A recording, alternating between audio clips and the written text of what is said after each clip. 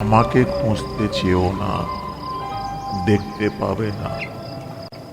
তুমি এই অবস্থায় কান্নাকাটি করছো দেখে আর চুপ থাকতে পারলাম না। নমিতা প্রথমে গলার শব্দ শুনে ভয় পেলেও কিছুক্ষণ পর নিজেকে সামলে নিয়ে তার সমস্ত দুঃখের কথা বলতে লাগলো। আমি হরেন মাঝির বউ। আমি ভেবেছিলাম এটা আমার স্বামীর নৌকা, তাই এতে উঠে বসেছি।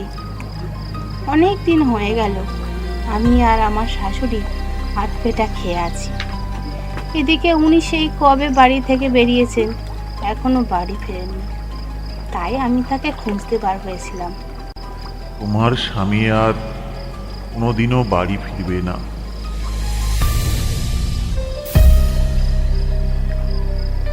তাহলে তোমাকে সব ঘটনা খুলেই বলি, শোনো।